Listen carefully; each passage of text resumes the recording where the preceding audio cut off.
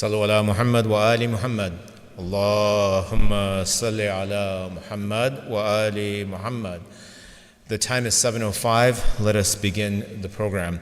Today is the 23rd of Muharram in the year 1447 after the Hijri. This weekend we will have two majalis to commemorate the shahadat of our fourth Imam, Imam Ali bin Hussein Zainul Abidin alayhi salam. Allahumma salli ala Muhammad wa ali Muhammad. His title, Zainul Abidin, is translated as the ornament of the worshippers. He was also known as Imam Sajjad, which translates to the one who constantly prostrates in worship. Our fourth Imam's imamat lasted approximately 34 years until he was martyred at the age of 58 by the Umayyad Khalif al-Walid bin Abdul Malik by poison. Imam Sajjad's son, our fifth Imam, Imam Bakr alayhi salam, Allahumma salli ala Muhammad wa ali Muhammad. He narrates, when my father was on his deathbed, he held me to his chest and said, "My child, I advise you to what my father told me when he was passing, and this is a will his fathers advised him. Beware of oppressing the one who finds no helper other than Allah." This hadith is particularly relevant today.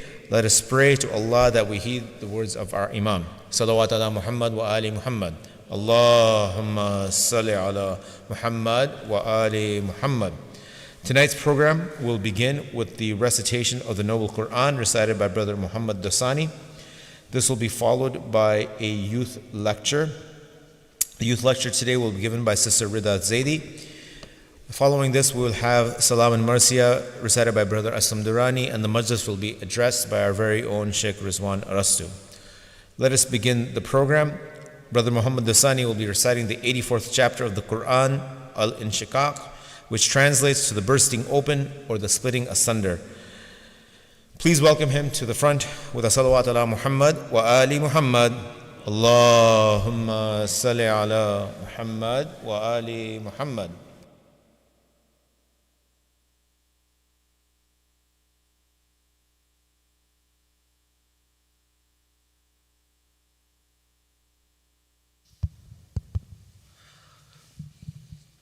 Salawat.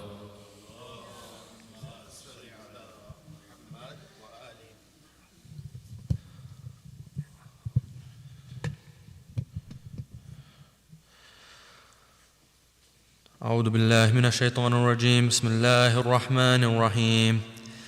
إذا السماء انشقت وأذنت لربها وهقت وإذا الأرض مدت وألقت ما فيها وتخلت وأذنت لربها وهقت.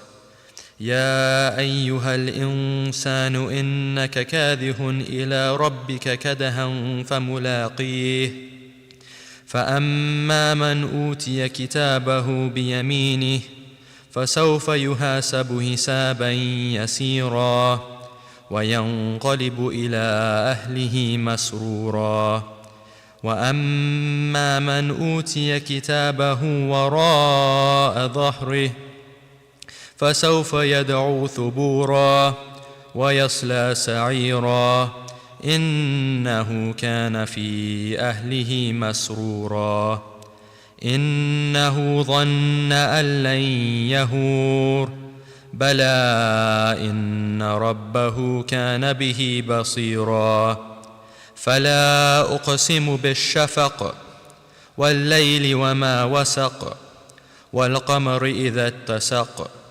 لتركبن طبقا عن طبق فما لهم لا يؤمنون وإذا قرئ عليهم القرآن لا يسجدون بل الذين كفروا يكذبون والله أعلم بما يوعون فبشرهم بعذاب أليم إلا الذين آمنوا وعملوا الصالحات لهم أجر غير ممنون. صلوات.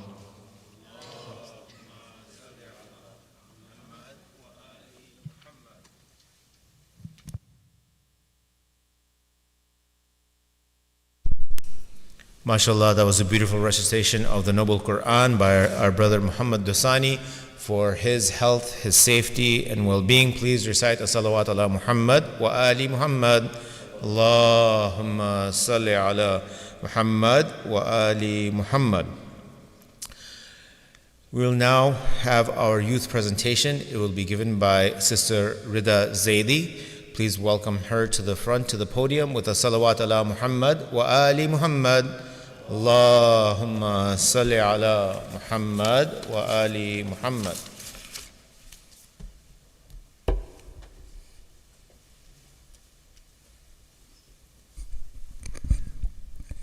Assalamu alaikum wa rahmatullahi wa barakatuh.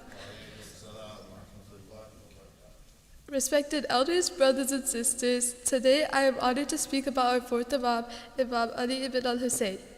He is known by titles like Zain al-Abidin, which means the ornament of the worshippers, Sayyid al-Sajjadin, or master of the prostrators. He was born in Medina on the 5th of Shaban and left this world on the 25th of Muharram. His life story is one of the abilities to withstand difficult situations, a true connection to God, and a strong commitment to what is right. He was the only adult from the Prophet's beloved family to survive the unimaginable tragedy of Karbala. His father, Imam Hussein, wisely told him to stay behind because he was ill, but his survival was about more than just health. He was chosen to catch the torch of Imamat and Karbala's message. When he was brought weak and vulnerable to Yazid's court, he spoke with a moral clarity that made his words impossible to ignore. With a brave voice, he exposed the terrible justice that had just taken place. In that moment, facing tyranny, he said something powerful that continues to inspire. Woe to you, orator, you have traded the pleasure of the creature for the anger of the Creator. His words remind us to always choose truth over lies, to be on the right side, and to seek the pleasure of Allah above the approval of any person, no matter how powerful they may seem.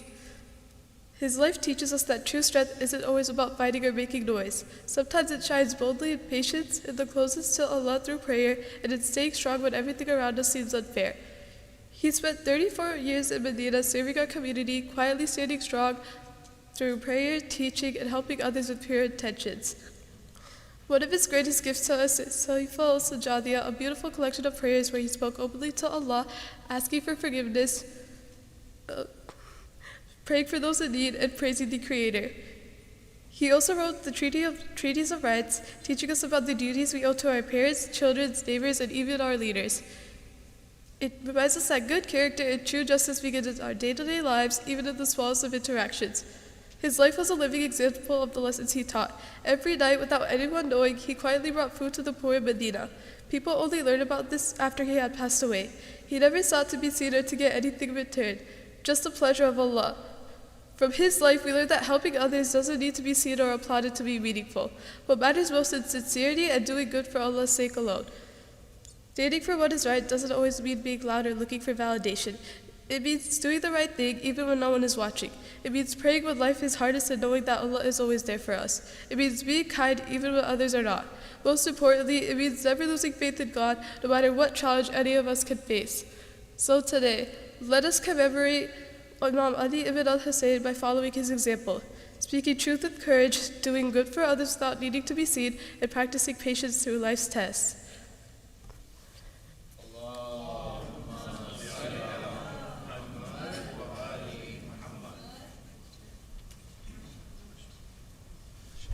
MashaAllah, that was a comprehensive biography of our fourth Imam, as well as teaching us the lessons of his life story. For Sister Rida Zaidi, for her family, her parents, and her teachers, for their health, their safety, and their continued blessings, please recite as-salawat ala Muhammad wa ali Muhammad. Allahumma salli ala Muhammad wa ali Muhammad. Next is the recitation of Salaam and marthiya by Brother Aslam Durrani. Please recite as-salawat ala Muhammad wa ali Muhammad.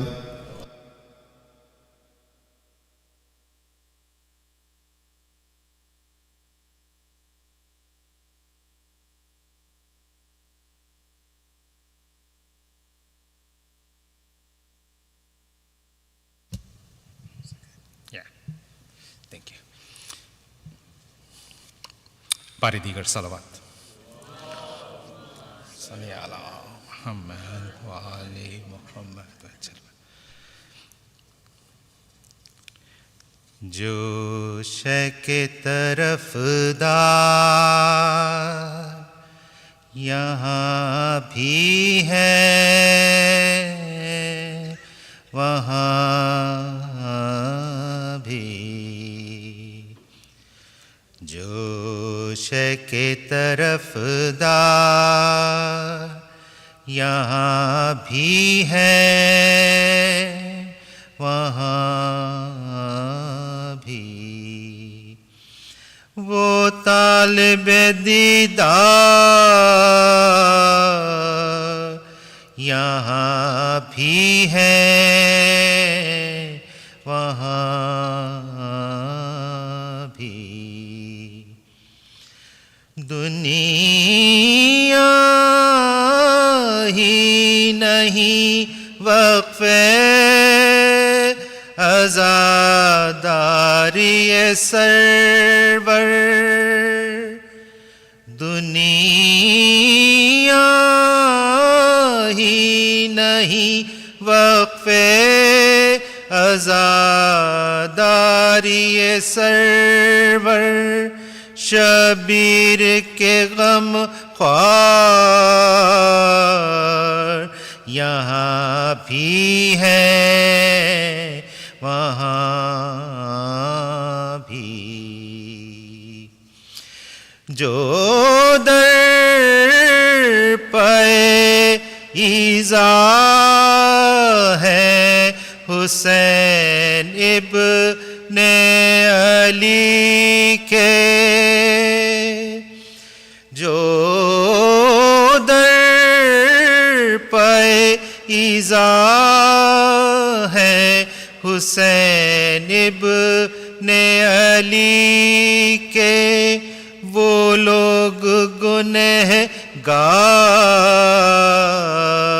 یہاں بھی ہے وہاں بھی،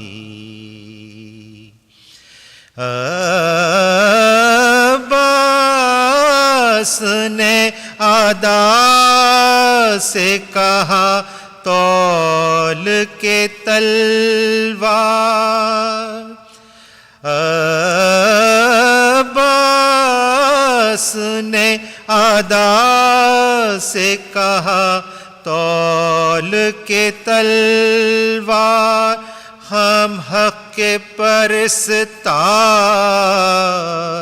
یہاں بھی ہیں وہاں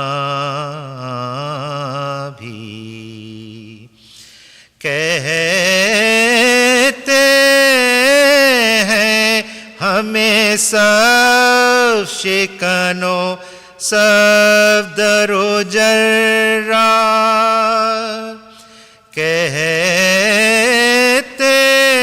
ہیں ہمیں سب شکنوں سب در و جرار، ہم نائب قرار یہاں بھی ہیں وہاں بھی، جو شیخ طرفدار ہوشیار کے در دست وہی تیغ ہے جس کا، ہوشیار کے در دست وہی تیغ ہے جس کا، مانے ہوئے سب وار یہاں بھی ہیں وہاں بھی، شیخ نے کہا پیاسے نہیں ہم اے عمر سعد، شیخ نے کہا پیاسے نہیں ہم اے عمر سعد، مست میں انوار یہاں بھی ہے وہاں بھی، چاہے تو بہے زیر قدم چشمہ کوثر، چاہے تو بہے زیر قدم چشمہ کوثر، ہم پانی کے مختار یہاں بھی ہیں وہاں بھی، جوشے کے طرف دار صلوات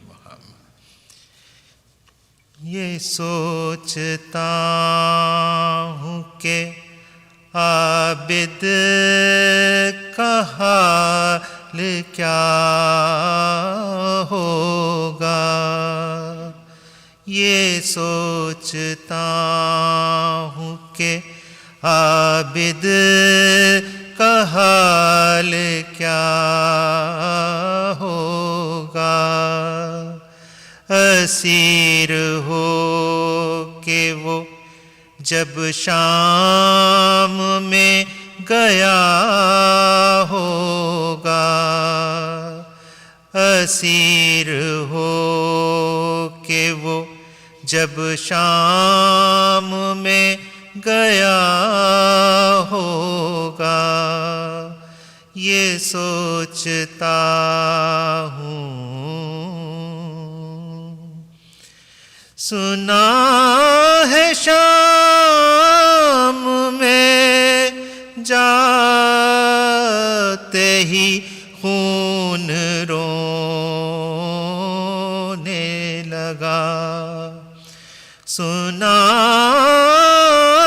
ہے شام میں جاتے ہی خون رونے لگا، یہ جان شمر نے اس وقت کیا کہا ہوگا، نہ جانے شمر نے اس وقت کیا کہا ہوگا، یہ سوچتا ہوں۔ گلے کے طوق نے عابد کو کیا جھکانا تھا، گلے کے طوق نے عابد کو کیا جھکانا تھا، وہ اپنے کھوئے ہوئے لال ڈھونڈتا ہوگا، وہ اپنے کھوئے ہوئے لال ڈھونڈتا ہوگا، یہ سوچتا ہوں۔ وہ ظلم دیکھے ہیں سجاد نے حسین کے بعد، وہ ظلم دیکھے ہیں سجاد نے حسین کے بعد، مجھے یقین ہے کہ اب تک بھی رو رہا ہوگا، مجھے یقین ہے کہ اب تک بھی رو رہا ہوگا، یہ سوچتا ہوں۔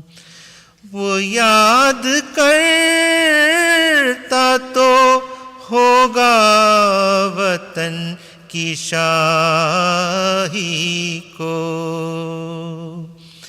वो याद करता तो होगा वतन की शाही को बहन को दफन जो परदेस में किया होगा बहन को दफन जो परदेस में किया होगा ये सोचता हूँ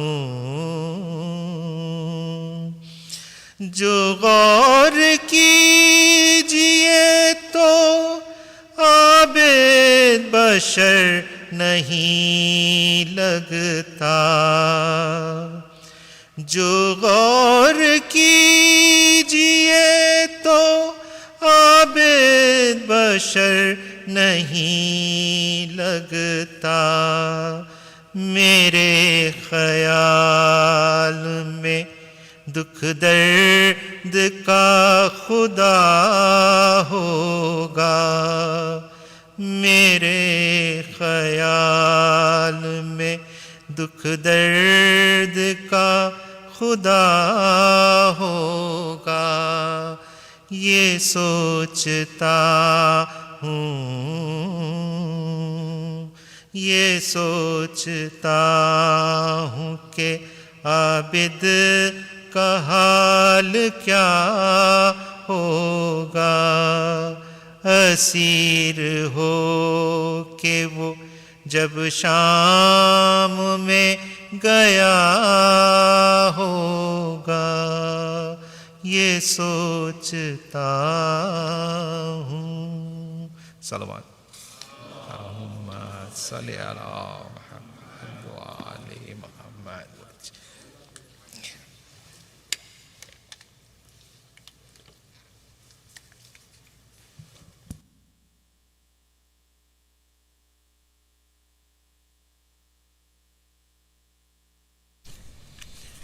MashaAllah, that was a beautiful recitation of Salaam and marthiya by Brother Aslam Durrani. For his sayyid, salamati, khairu barakat, please recite the salawat ala Muhammad wa ali Muhammad.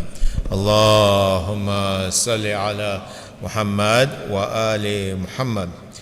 Before I invite Shaykh Rizwan Arastu to the member, I want to make some important community announcements, as well as acknowledge tonight's sponsoring primarily. Baitul Ilm Sunday School will be starting in August, which is only a few weeks away now. Registration for the 25-26 school year is open for children age 2 through 15. Please go to the Baitul Ilm website to register your child, and if you have any questions, you can speak with one of the school officials, or you can email them at sundayschool@baitulilm.org. Once again, Sunday school will be starting in just a few weeks. Please register your child if you haven't done so. There are weekly ladies Muharram Majlis through August 30th. The Majlis takes place right here at Baitul Ilm on Saturdays at 11 a.m. We had a Majlis today at 11 a.m.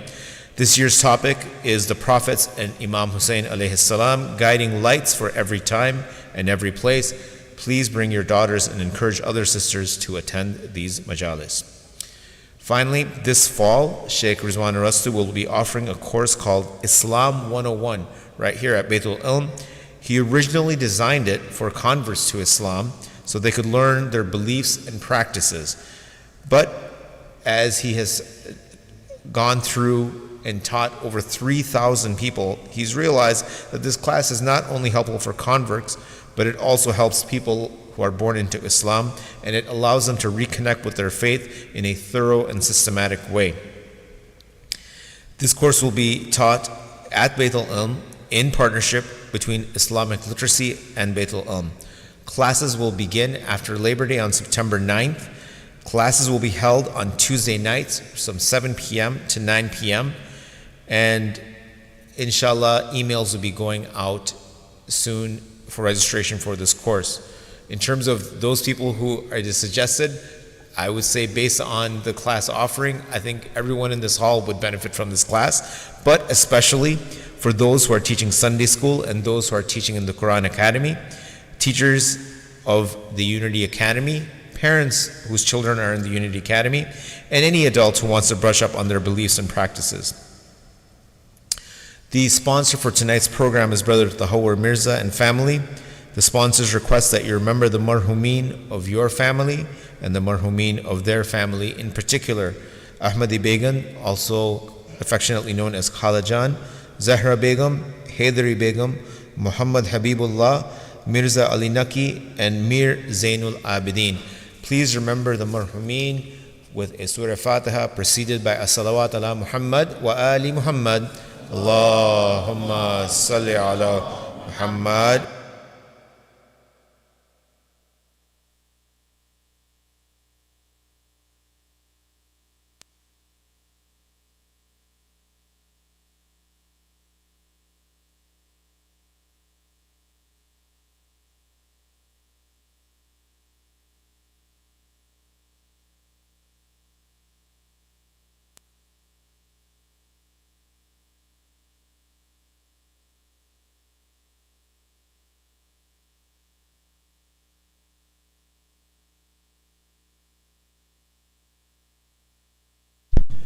With that, I would like to have all the brothers please welcome Shaykh Rizwan Arastu to the member. Please stand up, move up with a salawat ala Muhammad wa ali Muhammad.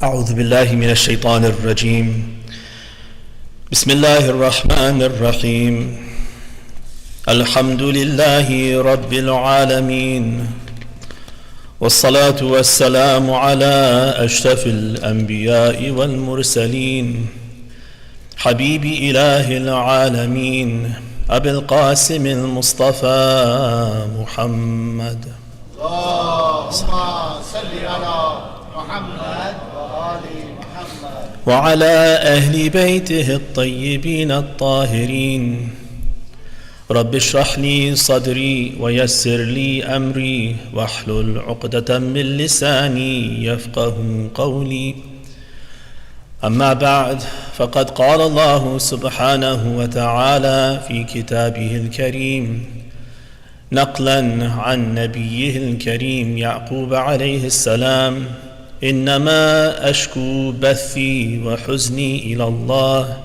وأعلم من الله ما لا تعلمون وقال رسول الله صلى الله عليه وآله وسلم لكن حمزة لا بواكي له صدق الله وصدق رسوله الكريم صلوات على محمد وعلى اللهم صل على محمد وآل محمد.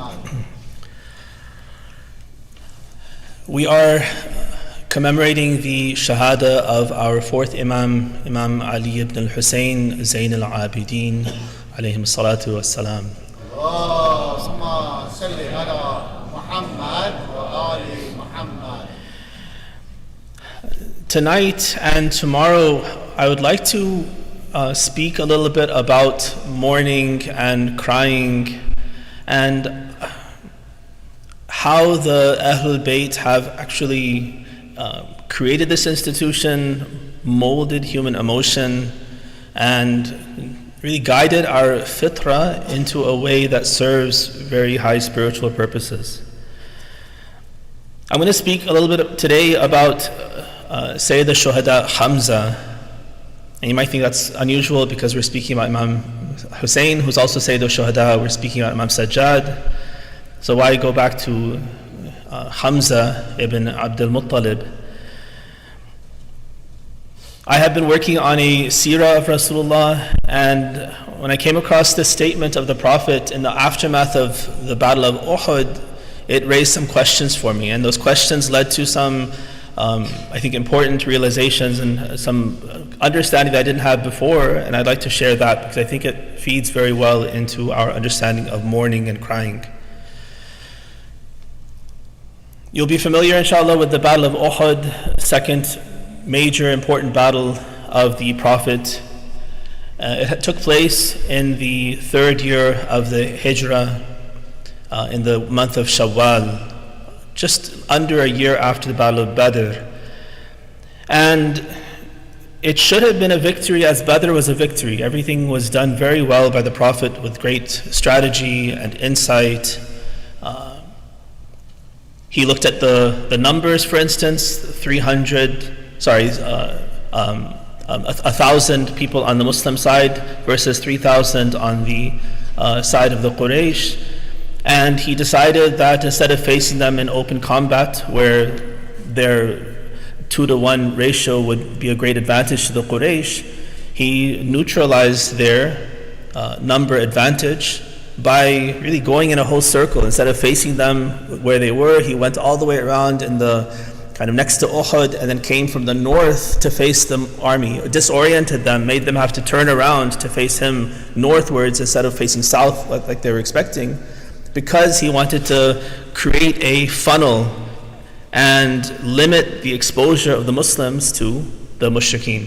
So their 1,000 to the 3,000 of the Quraysh became neutralized. Their advantage was not there because they could only face, only 1,000 could face at a time, and they were able to win very quickly. The aftermath of the battle, though, is that the Muslims lose sight of their goal. Instead of doing what they're supposed to do and crushing the mushrikeen, killing the heads of the mushrikeen, which is the purpose of this battle, as it was the Battle of Badr, they start looking at the booty, and they start collecting the booty before they were given instructions to do so, and this distracts them from the real purpose of the battle. Khalid bin Walid leads a surprise attack, not so much of a surprise because Rasulullah had anticipated it very well. But again, the archers that Rasulullah had put there to hold Khalid back, they also started looking at the booty and the people who were collecting on the ground, and many of them left their post, and only the commander, Abdullah ibn Jubair, and a few of his loyal soldiers remained and were killed in defense. The consequence of this is that the Muslims are routed. And one of the things that the mushrikeen do after they kill many of the Muslims, 74 are the casualties of the Muslims at this battle. It should have been just a few people, but 74 end up being killed, to the 23 or 4 on the side of the mushrikeen. Hind, the grandmother of Yazid and the mother of Muawiyah, la'natullahi alayhim ajma'een, she is there on the battlefield partly as a cheerleader, as someone to urge the pagan soldiers on. But one of the things that she has her sights set on is wreaking vengeance on the Prophet or any of those that she holds responsible for the killing of her father and uncle and brother and son in the Battle of Badr. Hamza, Sayyid al-Shuhada, is killed in this rout by Khalid bin Walid, and Hind takes that as her cue. She and a group of some 10 or 12 other women, they enter the battlefield and they mutilate the bodies. She starts and shows them how to do it, and gruesomely cuts off his appendages, strings them into a necklace, gives her own jewelry, her necklaces and all these things to Wahshi as reward for having killed Hamza. And she makes this necklace of the body parts of Hamza and puts it on herself, and then cuts open his belly, exposes his liver, and cuts this liver and tries to eat it. This is why she's known as Akilatul Akbad. We call down La'an on her and on her progeny as these sons and the progeny of Akilatul Akbad, the one who ate the liver of Hamza, Sayyid al-Shuhada.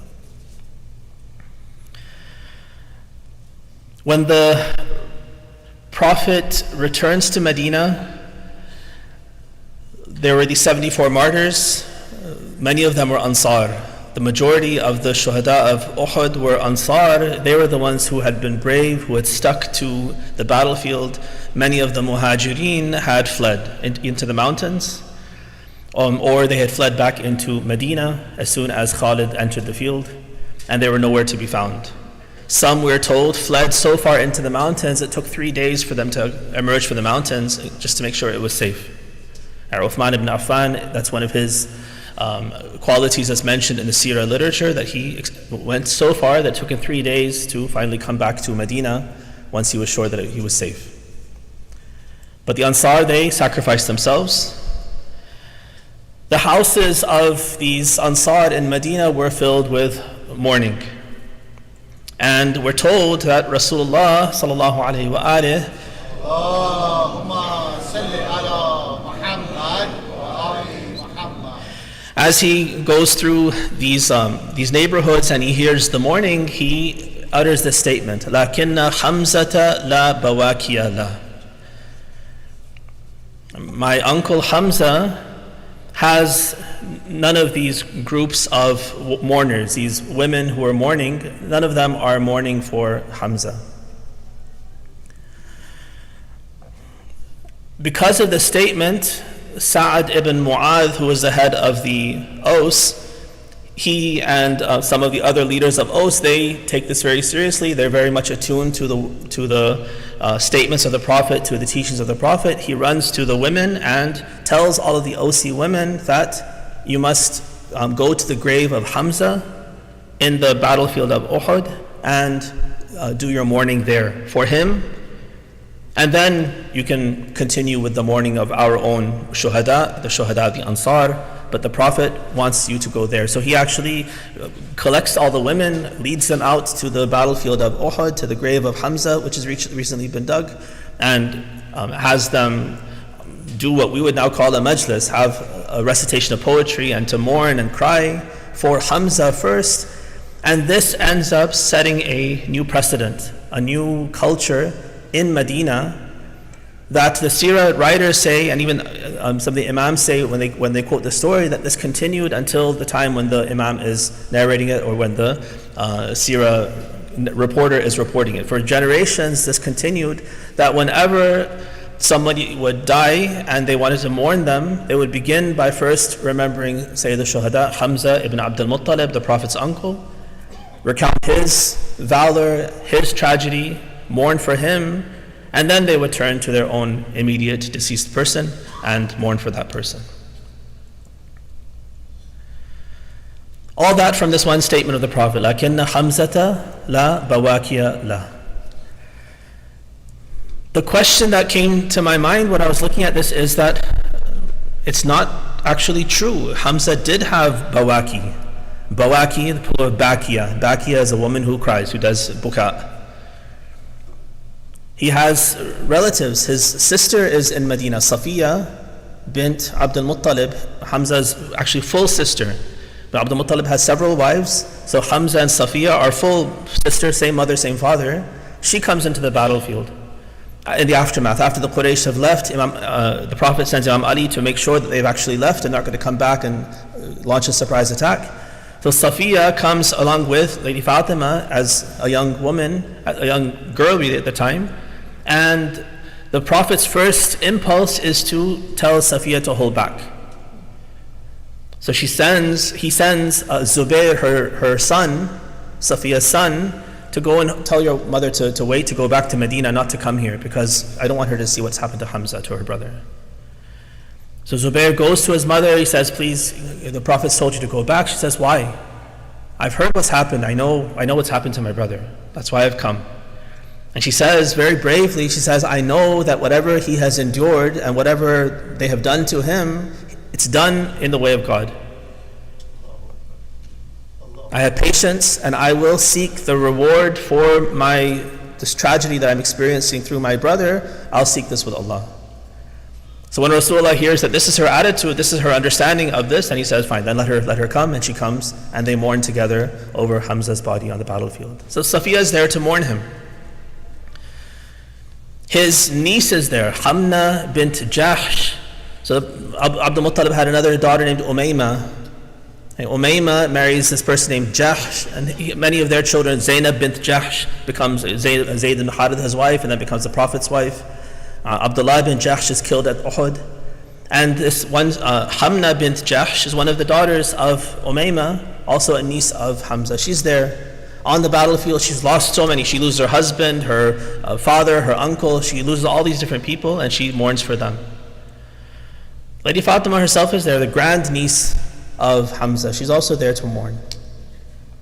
Hamza's own wife, Salma bint Umays, Asma bint Umays' sister, she's also there. So there's so many people there in Banu Hashim that are there to mourn for Hamza.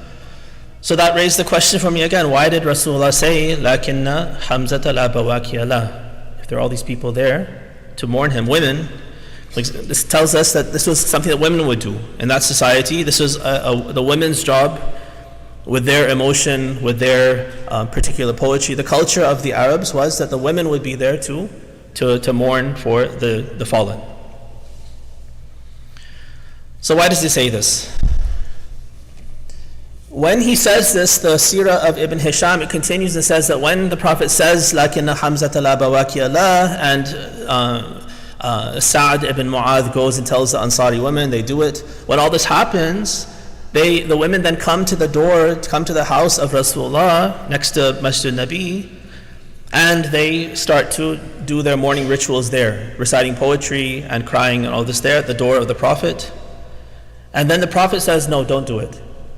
He says, don't do nawh, what we call nawha. He says, don't do nawh. He says, go home, you've done your duty, and he puts a stop to what they're doing. So this is all even more puzzling. First he says, لَكِنَّ حَمْزَةَ لَا بَوَاكِيَ لَهُ. He encourages them and says, I wish that there were women to mourn my uncle. And then when the women come and do it, he says, no, don't. This push and pull is very unusual, very curious. And it seems that there is some lesson in there that the Prophet is trying to teach us by doing this. First encouraging the women, and then saying, no, not this way. So this is what I want to think about. This emotion of crying, the grief that we feel from loss, is of course a natural thing. And that, for us, especially as Shia, that seems like an obvious statement. We don't have to belabor it, but the problem is that maybe we do have to belabor it because of so much that's happened in Islamic history, internally amongst Muslims. This idea that crying is natural and normal and you can do it has been called into question. And then we live in a time, in a culture where being emotional, especially showing grief, crying, is seen as weakness and is seen as something that's that you have to apologize for, that you should try to avoid. So we have, even though something so obvious, crying, feeling sad for something like that, death of somebody that you love, is an obvious source of grief that any human being will connect to, because that's just part of how you work. But we see that there are Muslims who say, no, don't do this. There's a hadith attributed to Rasulullah from Abdullah ibn Umar ibn Khattab, where he says that the dead يُعَذَّبُ بِبُكَاءِ أَهْلِهِ إِنَّ الْمَيِّتِ يُعَذَّبُ بِبُكَاءِ أَهْلِهِ. The one who's dead, if you cry for him, then he's punished in his grave because of your tears. The more you cry, the more he's punished.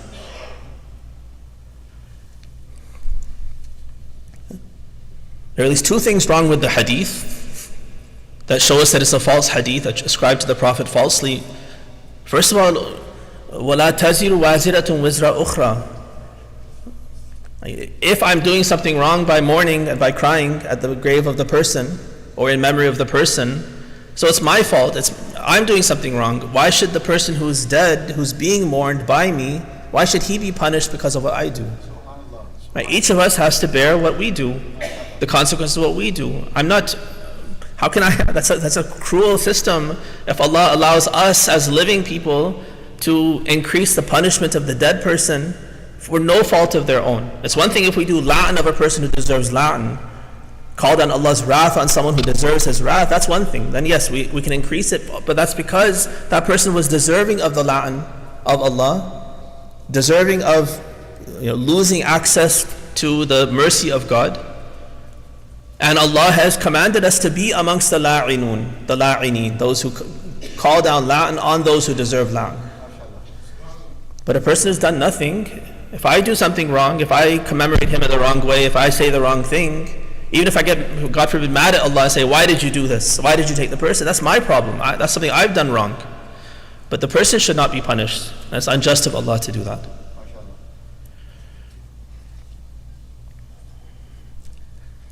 And then it goes against the Prophet's own sunnah and seerah.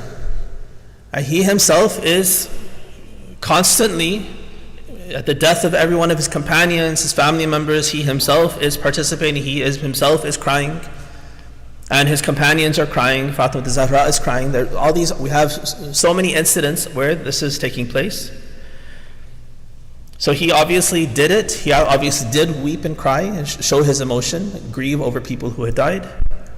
So to ascribe this idea to Rasulullah and to say that he said that a dead person is punished because of the tears of the living is a false ascription to Rasulullah, and is something that we should reject. Recite salawat ala Muhammad wa alihi. Allahumma salli ala Muhammad wa ali Muhammad. MashaAllah, MashaAllah. So back to what the Prophet is doing. This emotion that we have, right? The idea that we have this fitra that Allah talks about, right? In Surah Ar-Rum, easy address, chapter 30, verse 30. This is the verse that talks about the fitra. He starts, فَأَقِمْ وَجْهَكَ لِلدِّينِ حَنِيفًا أَنْ فِطْرَةَ اللَّهِ الَّتِي فَطَرَ النَّاسَ عَلَيْهَا لَا تَبْدِيلَ لِخَلْقِ اللَّهِ ذَلِكَ الدِّينُ الْقَيِّمُ وَلَكِنَّ أَكْثَرَ النَّاسِ لَا يَعْلَمُونَ. He talks about this fitra. We use this word a lot. It comes from this verse. Fitratullah is the way Allah has created us. Right? Khilqatullah, fitratullah. Allah creates us. He's created us in a particular way with a divine disposition. The way He's created us, partly is the physical body, but more importantly, it's our soul and the makeup of our soul, the emotions that go with that, the intellect that we have, the alignment and the affinity that we have for good and goodness and godliness, and the natural aversion that we have to things that are ugly and that are unjust and that are wrong and that are evil. This is a natural disposition that Allah has created us with. This is referred to as fitratullah. And the verse very briefly says, turn your devotion fully towards the deen of Allah. فَأَقِمْ وَجْهَكَ لِلدِّينِ حَنِيفًا. Turn away from all other ideologies, all other ways of thinking. Devote yourself fully towards the deen of Allah. If you do this, you will be in the same token, as you turn yourself towards the deen of Allah, you are also honoring the fitrat Allah allati fatara an-nasa alayha, the way God has created you. So the external guidance that He gives you in the form of this deen that's revealed is in perfect alignment with the fitra that He has created us with. And so when these two come together, it's a perfect synchrony. It's not that if you follow the deen, then you have to fight against your urges. You have to suppress this and kill this part of your soul, and you can't act on that and deny yourself here. It's not like that. He's created you in such a way that when you become attuned to your fitra, and you also start to learn this deen that He's giving us, the two mesh. One satisfies the other. The desire that you have for God and for goodness, it's all the instructions are right there in the deen to show you how to do it, how to live that life, and how to travel this path towards Allah. We usually talk about fitratullah, even ahadith focus on fitratullah when we're talking about our knowledge of God and our affinity for Allah Himself. That we all naturally know God and are attracted to God and trying to know God and find God.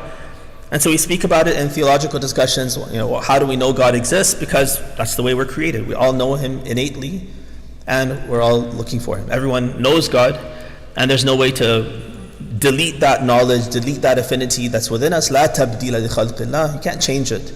I can't delete that fitra within me. That's the way Allah has created me. Now I can deny it, I can be distracted from it. I can be out of touch with it. Those are problems I can have, but I can't change the way Allah has created me. But the fitrah is not only limited to belief in God and knowledge of God. All parts of our creation are fitratullah, even our emotions. So he's given us we're talking about sorrow and grief right now. That's a natural response that Allah has created us in such a way that when we have loss, then there's a natural response of our fitrah to that loss that we feel grief.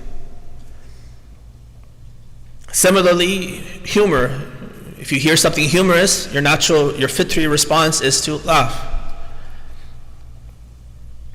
If someone really bothers you or something really bothers you, the natural response is anger, annoyance, these kinds of things. So these are natural responses that we have.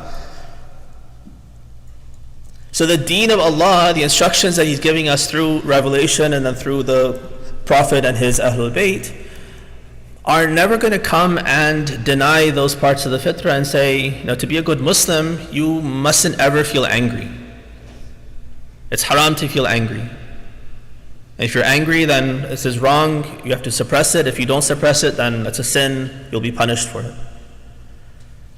Again, that would be cruel of Allah to make us like that, where our natural response is to feel angry with certain stimuli, and then when we do it, we do what He's made us to do, and He says, no, sorry, this is wrong, I'm going to punish you for that. Well, what He does do is He molds those things. There are certain causes for that anger. Those causes are in my control. But once the cause is in place, then the anger is going to come. Or there are certain things I might do as a result of that anger. So the anger is there, now what do I say, what do I do based on that anger? That's in my control.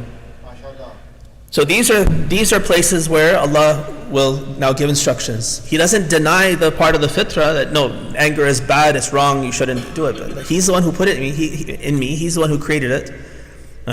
Ahsana kulla shay'in khalaqa. Everything He's created, He's done it in the best way and made it perfect. Even my anger, even my love, even my sorrow, all these things are part of His creation, and these are part of the beauty of God's creation. But He's going to now modify, give instructions, help me to now tame that. So it's not, uncontrolled anger, for instance. That whenever anyone says anything that annoys me, because I'm so important, I'm better than you, and I have more power than you, then I lash out and I get angry, regardless of whether what you say is right or wrong, in my best interest, not in my best interest, true or false, regardless of those things. No, I shouldn't act like that. I should think about what are the right things to be angry about. Right? So anger for the sake of God, against the enemies of God, against sin, against dhulm, is a virtuous use of that fitri emotion that He's put within us, which is anger.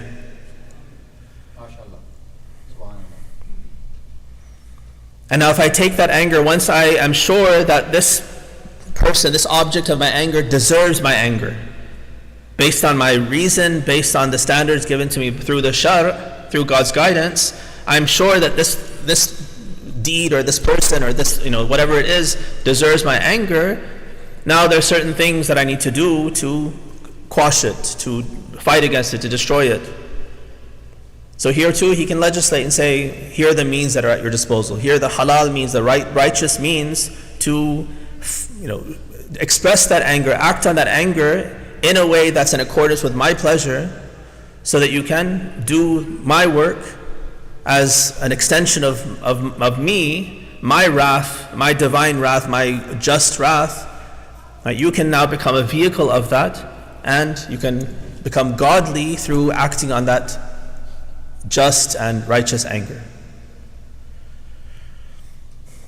So the same holds true for the emotion of grief.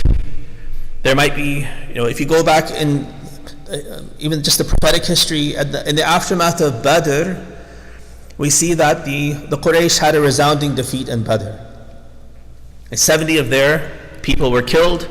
The Muslims, a ragtag, not even an army, just they were going to attack a caravan, didn't take any weapons, 2 horses or 3 horses, just nothing, no preparation at all, but with sincerity, with good planning on the part of the Prophet, sincere leadership, and selflessness, they were able to vanquish, with only I think 6 or 7 casualties on their side, on the Muslim side. After this happens, Abu Sufyan felt guilty because he was actually supposed to be he was the object of the Prophet's raid. He had the caravan coming back from Gaza. He was leading the caravan back to Mecca, and the Prophet was going to attack him. He sends word to Mecca. Mecca raises an army of 1,000 to come and defend the caravan. The caravan moves west towards the ocean. This army of Quraysh comes in between the Muslims and the caravan. The caravan's safe and goes down to Mecca. The Qurayshi army is obliterated by this ragtag group of 313 people under the Prophet. They felt so bitter. Abu Sufyan in particular, he comes back to Medina and he doesn't even unload the caravan. The Sirah tells us that he just kind of parked the caravan with all the goods and everything outside of Darul Nadwa, the structure where they would have their governing meetings and the tribal meetings of the chieftains and these sorts of things. He just parked it there, didn't allow anyone to take their goods or do any transactions, and he made a case to everyone that we have to raise an army to fight Muhammad. And I want us to collectively decide to devote all of the wealth of this caravan to this war effort. And everyone signs on. Everyone says fine. So now he has the means. That anger is there. Now it takes some time to raise that army and to find an opportunity to fight the Prophet.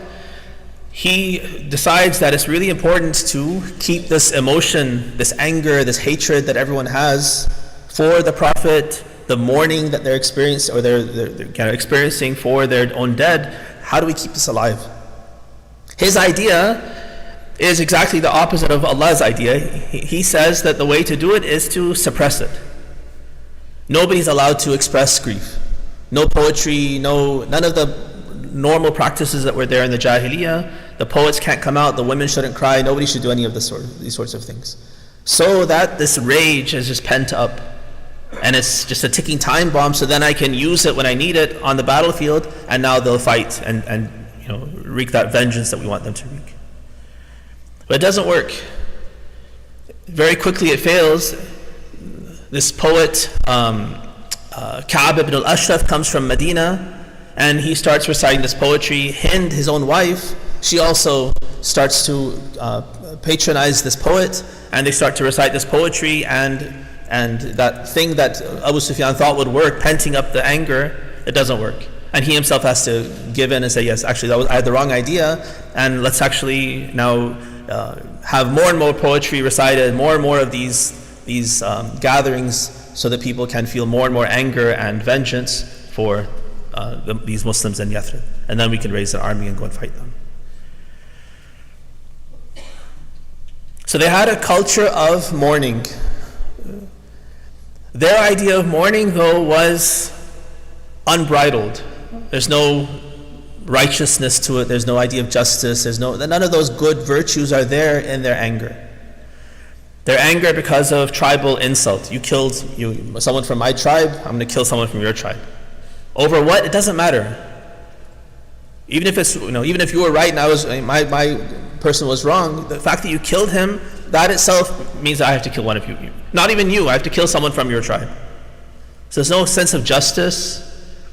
There's no sense of right and wrong. It's just kind of a visceral, animalistic, even worse than animalistic. Animals even don't have that kind of vengeance.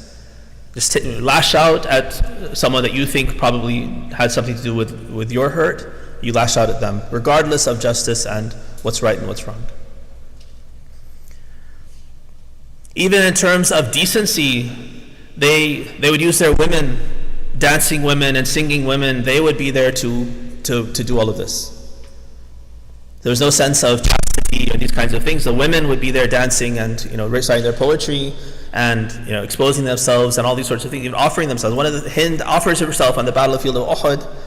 She said, anyone who kills so and so, then he can come and give me a hug. He'll march into my embrace. This kind of a thing. She's the wife of Abu Sufyan, but she has these kinds of offers to tempt the soldiers of the Quraysh to fight. So it was this unbridled kind of culture that they had of mourning. When the Prophet starts his mission in Medina, that Jahiliyyah doesn't evaporate right away. It's still there. And this battle of Uhud is maybe the first major tragedy that's befallen the Muslims since the Bi'thah, where you have so many people dead. It was a surprise loss too, because there was no need for them to lose. Everything was done properly on the part of the Prophet. It was only a failure of people's resolve and their will that led to the failure. And so if he just leaves things as they are, people will have that visceral response to the loss, and they'll mourn the way they've always mourned as Jahili people.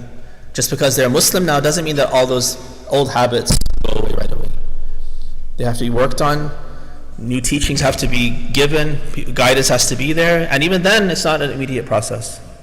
Just because you rationally know what's right and what's wrong doesn't mean that you change your habits and you change your culture. It takes time for all of these things to slowly permeate and to have an effect on people. It seems like that's what the Prophet's intention was. When he says, لَكِنَّ حَمْزَةَ لَا بَوَاكِيَ لَا, he was focusing all of the grief that the Muslims had over their own individual griefs, their own individual martyrs, which is fine, which is perfectly fine. They should be honored, and they were honoring them. But he wanted to rally all of that, and first of all, let them know that not every martyr is the same. There are some martyrs whose sincerity is exceptional. And there's some people who are killed on the battlefield, even who are headed for hellfire. There's a person in the battle of Uhud named Quzman. And Quzman was not even a Muslim. He basically was shamed into coming to the battle. He didn't join the war effort as they were leaving at Fajr time on Friday going to the battlefield. He didn't go, and the women of his family, they started laughing at him, and they came and gave him kuhl and a comb and said, "You're a woman now, here, start combing your hair and putting makeup on, you're one of the women." So mocking him, then he got so frustrated. He was a brave person normally. He was known for being a good warrior, but he didn't go because he didn't believe in the cause. He didn't believe in Islam. Just because he's shamed into it by the women, he goes out to the battlefield.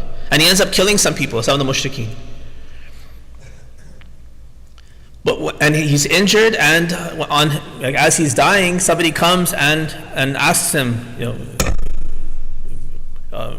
congratulates him for paradise. Hani'an lak al-jannah. Right? Congratulations, you're heading to paradise as you take your last breaths.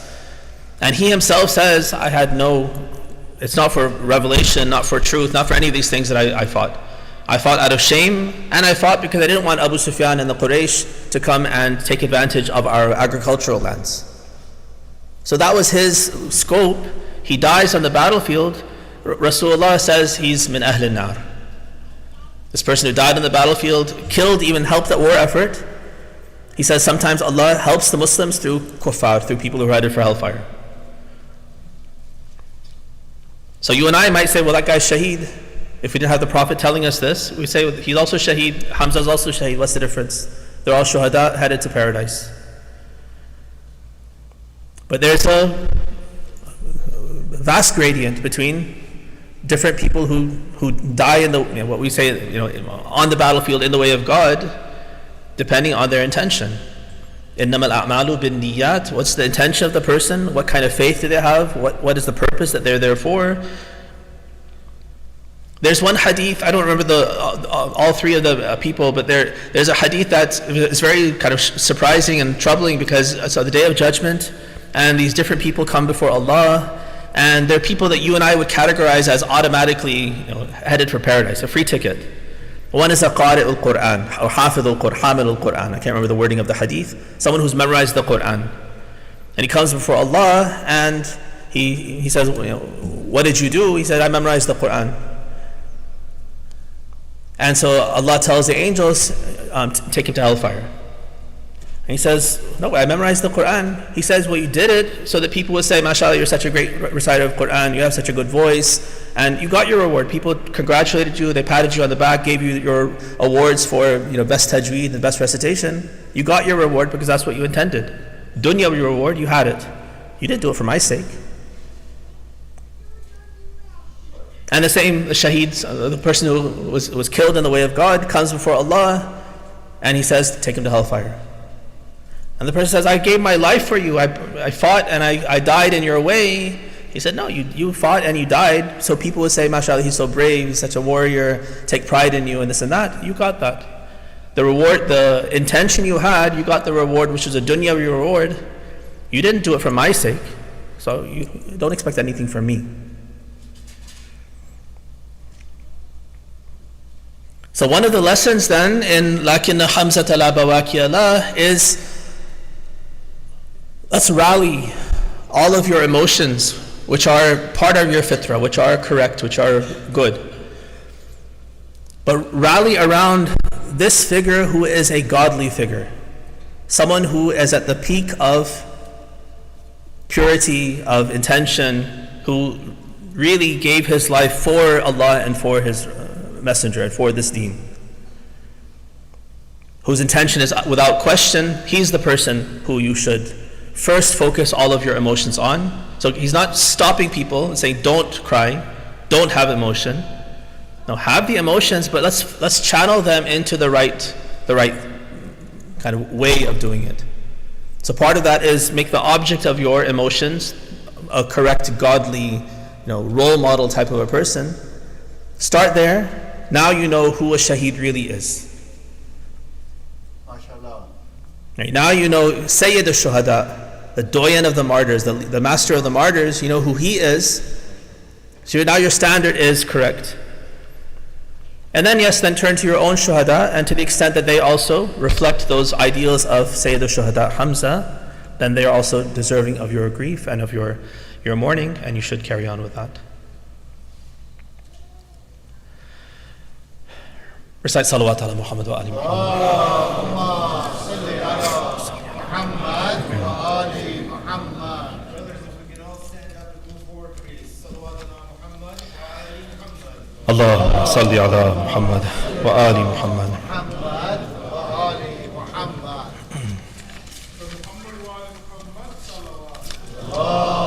Allahumma salli ala Muhammad wa ali Muhammad. Tomorrow, inshallah, I will carry forth this discussion because so now we've just understood one little piece of it. I think one really important part, how the Prophet is using this opportunity, this particular incident, to teach a very important lesson about how that fitrah which Allah has given you, whose natural response is mourning, how that should be now channeled into a very positive and very productive way of expression, so that it serves your spiritual purposes and it pushes this kind of movement of the deen forward. So we'll look tomorrow at some of the ahadith, some of these restrictions. The Prophet said, don't do something. Those women who came and started mourning, after he told them, I want someone to mourn for Hamza, they started, but he tells them, no, don't do that. So he put some restrictions on them and put some guidance on how they should do it. So we should understand what are those restrictions. Right? Because we also have our own losses, our own personal losses. When someone dies, and we also want to mourn them. So how are we supposed to do it? What are the things he doesn't want us to do? What are the restrictions that he's put so that we can mourn them correctly? And then very interestingly, we see that there's a difference between what those guidelines are for our own personal losses and what those guidelines are when it comes to Sayyid al-Shuhada, Imam Hussein alayhi salam. Allahumma salli ala Muhammad wa ali Muhammad. We have in Imam Sajjad alayhi salam one of 5 people who are known as al-Bakka'un al-Khamsa. So there are 5 people identified in this one hadith from our 6th Imam, Imam Ja'far ibn Muhammad as-Sadiq alayhi salatu wasalam.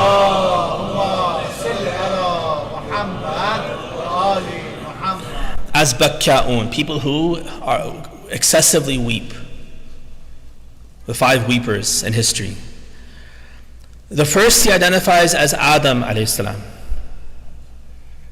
That when he ate from the forbidden tree and he was removed as a consequence from the garden, he felt so penitent for that decision that he spent the rest of his life apologizing to Allah in sajda, weeping, crying over loss of that Jannah, loss of that garden. So he is the first of the Bakka'un. The second who is identified is Ya'qub alayhi salam. So the verse that I recited at the beginning from Surah Yusuf, Ya'qub alayhi salam, he, after losing his son to the conniving and the machinations of his brothers, he spends years mourning his loss, not knowing what's happened to him. He cries, and the Quran says to the extent that he ends up going blind through that process of mourning and crying for the loss of Yusuf. This despite the fact that he knew that Yusuf was still alive, he knew that he would be joined with him again, but just the uncertainty of it, just the loss, the emotional loss of this was so much that he cried to the extent that his other sons became angry. The whole reason they had tried to get rid of Yusuf was so they could have some devoted attention from their father. And even after they get rid of Yusuf, the father now spends the rest of his life mourning Yusuf's loss instead of giving the other brothers the attention they were just desperately seeking. Instead of improving themselves and becoming like Yusuf, they tried to get rid of Yusuf, kill him, or at least get rid of him, and it didn't work. And so when they blame their father and say, you're going to either hurt yourself or kill yourself through all this crying, he says, إِنَّمَا أَشْكُو بَثِّي وَحُزْنِي إِلَى اللَّهِ. I'm not crying and I'm going to complain to you. All of my complaints, the focus of my tears is Allah. Before Him, I'll express my grief, and I know what you don't know. Then the other side of that relationship, Yusuf also is the third of the Bakka'in. In his prison cell, the loss of his father, the separation from his father, this causes him also to mourn, to the extent that he ends up bothering his cellmate so much. He would spend night and day crying, and the hadith says that they finally confronted him and said, either you cry by day and let us sleep by night, or cry by night and let us sleep by day, but this 24-hour crying of yours is driving us crazy. And so he takes that into consideration, not to overstep his bounds, and he makes a compromise with them to cry only some of the time and to control himself other times. The fourth is Lady Fatima al-Zahra salamullahi alayha. Allahumma salli ala Muhammad wa ali Muhammad. In the aftermath of the death of Rasulullah sallallahu alayhi wa alihi, she weeps uncontrollably. She goes to the cemetery of Uhud to say the Shuhada Hamza's grave. She goes to Baqi'. She goes to the Prophet's grave. And she, day and night, she mourns the loss of her father and the separation from her beloved. To the extent that this also starts to kind of annoy and bother the people of Medina, and Imam Ali alayhi salam famously creates a place for her as Baytul Ahzan, to go and to spend her time and mourn for the few weeks that she's alive after the Prophet's death. And the last of the Bakka'in is Imam Sajjad alayhi salam.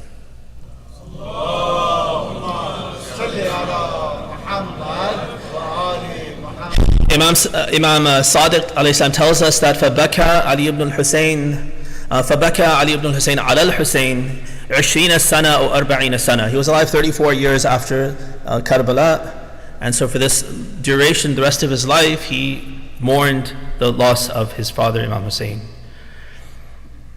ما وضع بين يديه طعام إلا بكى. any food that was put in front of him, he would burst into tears.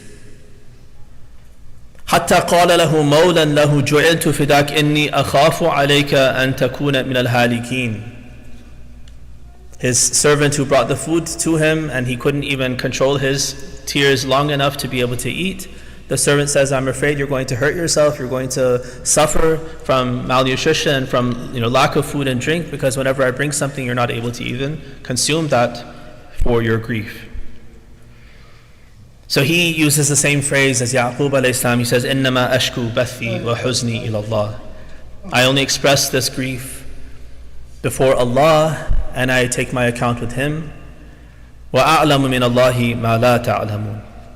إِنِّي لَمْ أذكر مصرع بني فاطمة إلا خنقتني لذلك عبرة. Whenever I think of the progeny of Fatima on the battlefield of Karbala, I am overcome with emotion. What can I do? I was there, I witnessed this, and whenever I think of this, especially at the time of food and drink which they were deprived, I am overcome with this emotion, and that's what you see.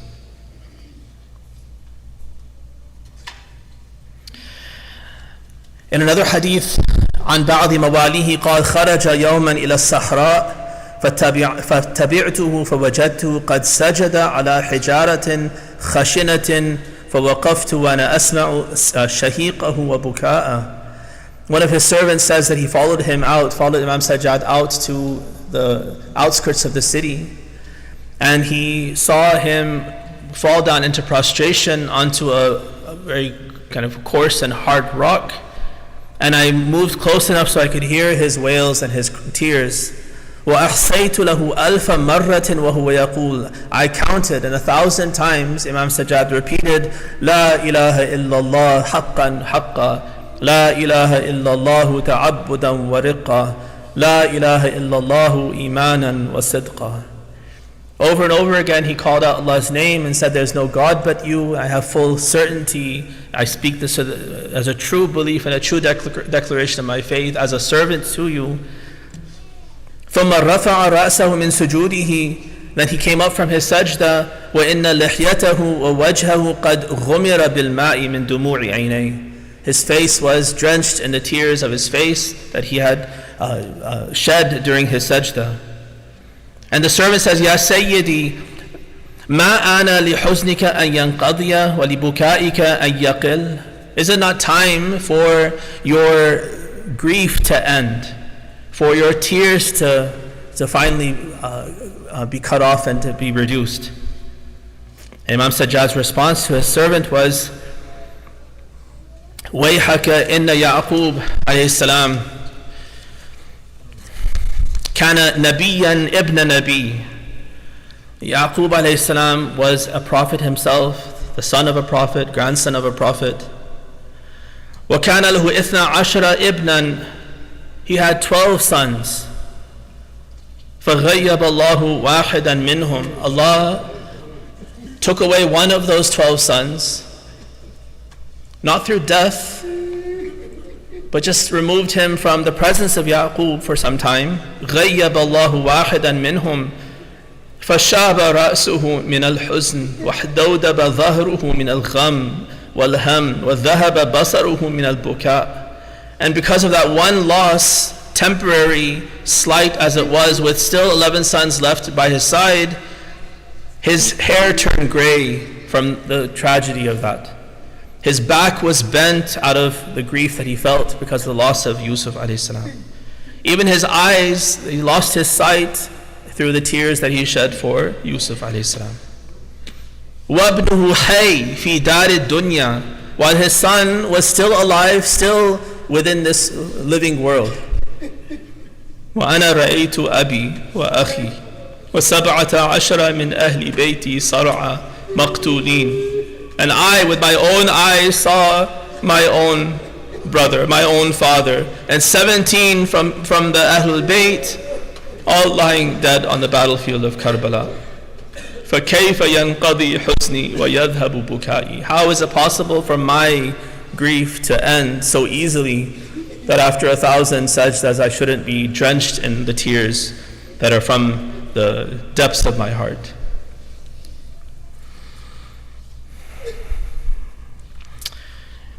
Imam Sadiq alayhi salam in another hadith says, Inna Zayn al-Abidin baka ala abihi arba'ina sana sa'iman naharuhu wa qa'iman layluh. For these 34 years, Imam Sadiq says that Imam Zayn al-Abidin mourned the loss of his father through constant fasting, constant prayer by night. فَإِذَا حَضَرَ الْإِفْطَارِ جَاءَ غُلَامُهُ بِطَعَامِهِ وَشَرَابِهِ. At the time of iftar each day, his servant would come and bring this food. فَيَضَعْهُ بَيْنَ يَدَيْهِ فَيَقُولُ كُلْ يَا مَوْلَاي. He would place it before Imam Sajjad and say, my master, eat, drink something. And after these 34 years of mourning, the response that the Imam gives him is, قُتِلَ ابْنُ رَسُولِ اللَّهِ جَائِعًا. The son of the Messenger of God was killed hungry. قُتِلَ ابْنُ رَسُولِ اللَّهِ عَطْشَانًا. The son of the Messenger of God was killed thirsty.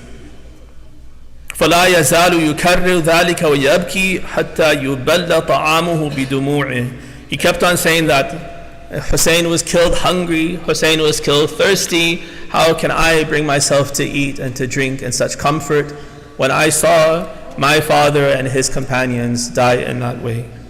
And he kept on saying this over and over again. Tears were pouring from his eyes until the food and the drink were all contaminated with his tears. The food was wet, the drink was mixed with the tears of the Imam. حَتَّى لَحِقَ بِاللَّهِ عَزَّ وَجَلَ. And this is the state in which he died, hungry and thirsty also, not able to participate in the way his brothers did, but able to mourn his father and mourn their death and to commiserate with them through his hunger and through his thirst. Assalamu alayka ya Aba Abdillah wa ala al-arwah allati hallat bifina'ik. عليك مني سلام الله أبدا ما بقيت وبقي الليل والنهار ولا جعله الله آخر العهد مني لزيارتكم. السلام على الحسين وعلى علي بن الحسين وعلى أولاد الحسين وعلى أصحاب الحسين. صلوات. يا حسين يا حسين يا حسين يا حسين يا حسين يا حسين يا حسين يا حسين.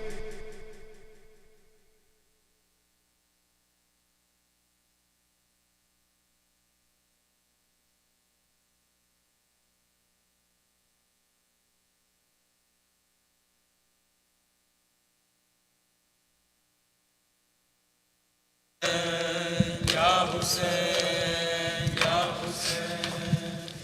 Hussein, Ya Hussein, Ya Hussein, Ya Hussein, Ya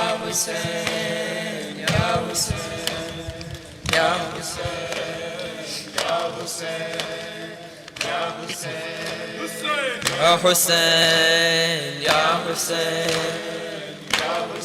हो सलाम उस पर के जो कैदी भी है बीमार भी. हो सलाम उस पर के जो कैदी भी है बीमार भी.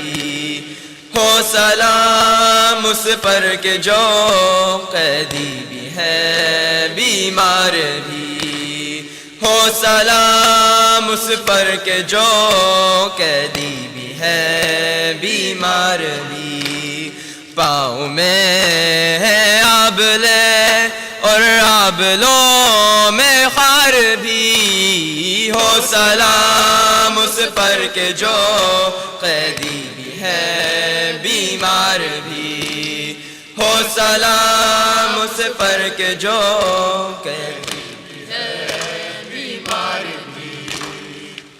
آنکھ میں آنسو اور زخم جگر میں، ہونٹوں پہ ردا کا نوحہ، کرب و بلا سے ہر شام تلک وہ کانٹوں پہ سفر کرتا تھا بے ردا سے دانیاں، اس پر ستم بازار بھی ہو سلام اس پر کہ جو قیدی بھی ہے بیمار بھی ہو سلام اس پر کہ جو قیدی بھی ہے بیمار بھی ہو سلام اس پر کہ جو قیدی بھی ہے بیمار بھی ہو سلام اس پر کہ جو قیدی بھی ہے بیمار بھی۔ دیکھنے والی آنکھوں نے دیکھا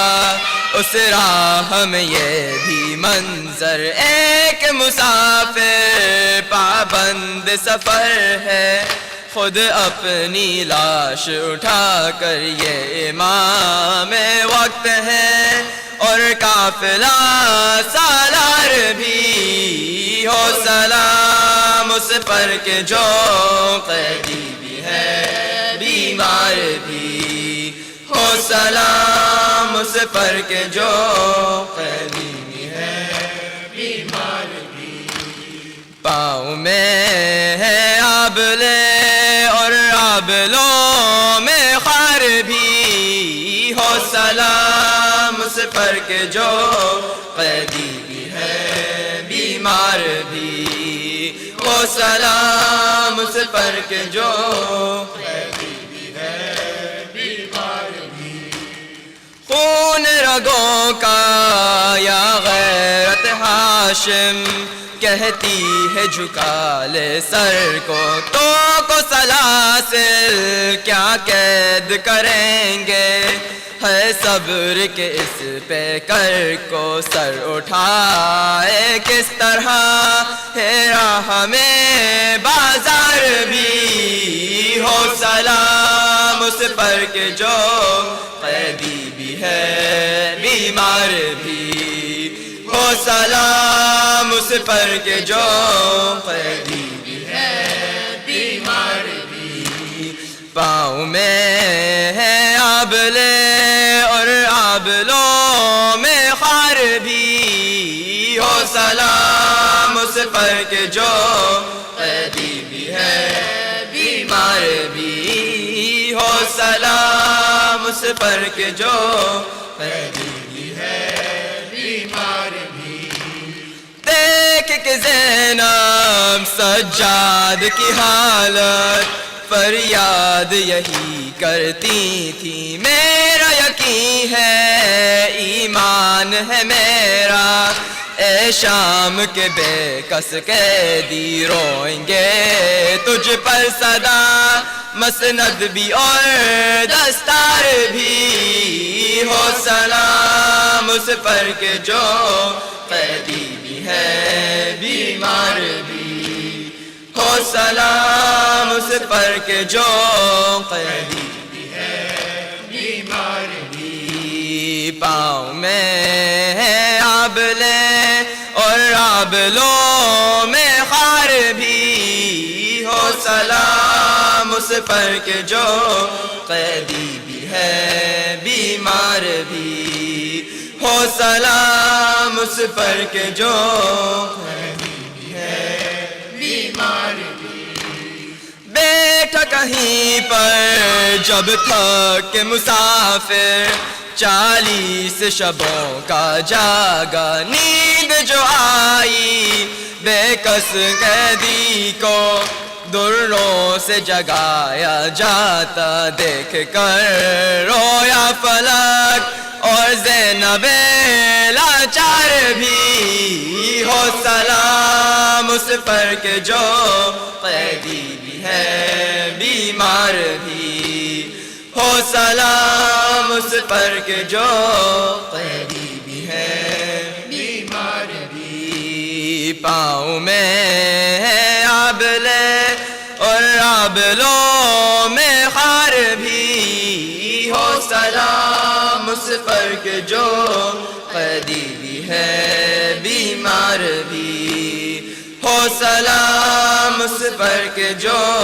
قیدی بھی ہے بیمار بھی نو کے سنا پر ہے باپ کا سر ہے اس بات پہ دل بے قابو بے چادر ہے ناموس پیمبر ماحول شرابی ہر سو خون روئے ساربا اور سید ابرار بھی ہو سلام اس پر کہ جو قیدی بھی ہے بیمار بھی ہو سلام اس پر کہ جو قیدی بھی ہے بیمار بھی پاؤں میں ہے آبلے اور آبلوں میں غار بھی ہو سلام اس پر کہ جو قیدی بھی ہے بیمار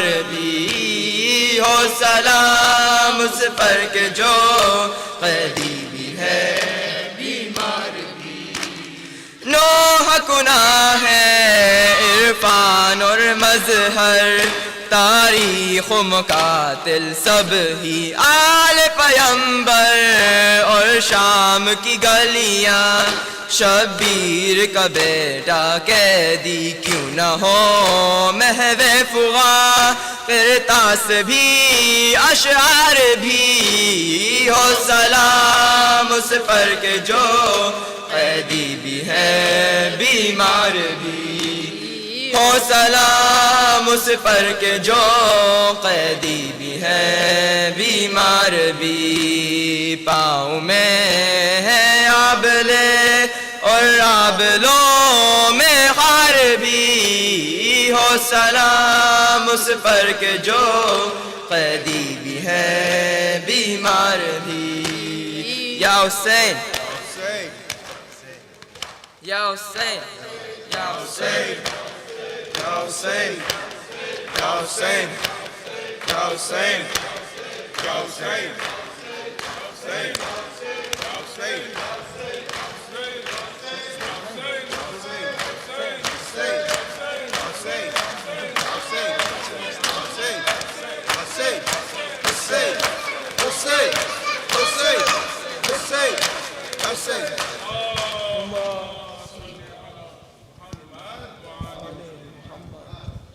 Brothers and sisters, the time for Salatul Maghrib is at 8:38. Please gather your sajdagah and tasbih and form your rows.